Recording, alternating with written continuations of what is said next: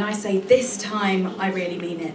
The words twist on her tongue as she decides whether to bring them forth when I won't hear even one. See, I do this, and it's not my fault. An eternal optimist, armed with wild imaginings, chasing Twitter-pated bliss. Last week it was the postman. His toned legs, rugged beard and tanned. Perhaps we could write love letters he'd deliver on foot and not by van. The man at the supermarket who flashed his Hollywood smile. I was dazzled by his pearly whites till his girlfriend walked down the aisle.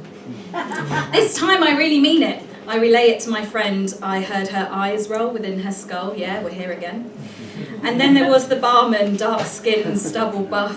I thought he was coming on to me until he mouthed, "You've had too much." Of the guy who was, well, beautiful, such bone structure, that arse, turns out I fly economy and he flies business class. And this time I really mean it. I can hear wedding bells chime of these fictitious possibilities. One of them must be mine. There was that time long ago when we were in college then, and the one I swore I'd married my best friend. And this time I really mean it. Butterflies flutter in my tummy. This one I could settle down with. I'm sure he doesn't need a mummy. Maybe it's just unfortunate, bad luck, God knows. I tried time and again. Then the words resurfaced recently, spoken to me. You only attach to unattainable men. At the time I laughed, ignored, dry heaved when receiving this untrue proverb. But they sat with me, these words won't leave until they knew they were heard. Then it dawned on me the trope and theme of my undoing, not my becoming. Like Julia Roberts, the problem was me, undoing all the running. In subtle, sabotaging ways, loving without return on investment, rejecting myself before they reject me, the ultimate protection. I say and know I want it, and this time I really mean it. And if I say it out loud enough, I hope I might fucking believe it.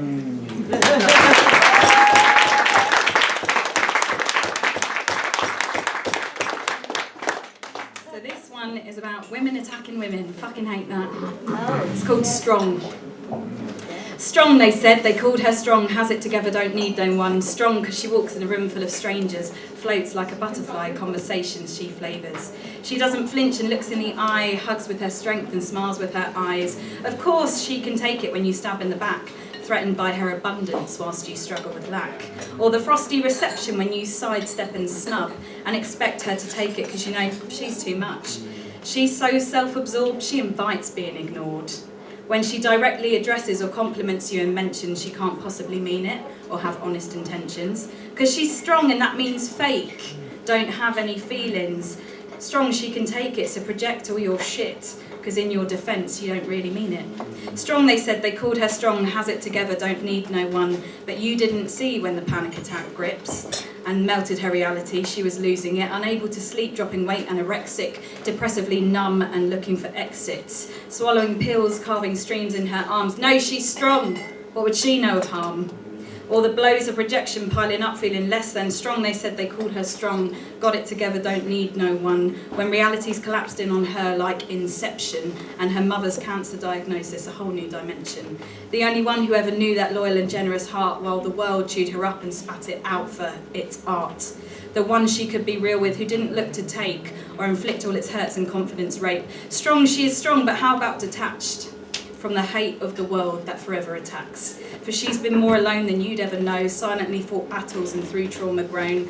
Men see her beauty and want to exploit, to meet their sexual need, their product, their toy. So she walks alone, to herself she belongs. Don't fucking downgrade her, don't you dare call her strong.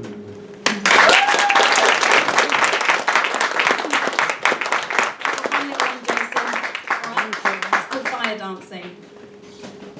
Emerging from the ashes, it always starts with embers. Warming passing moments and looks we long remember.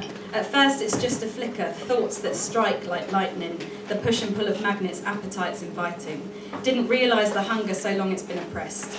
It crackles and it burns, contained in yet a raging mess. Moths to a flame we captivate, electricity convulses. Confused by heady longing and the rising of our pulses. We can't help but poke and stoke by adding on our kindle.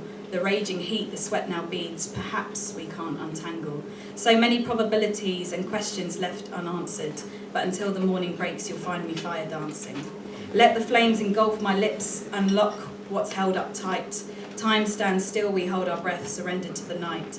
All my life I've towed the lines of tram lines of tradition, but in the fire that refines, I'm losing my religion.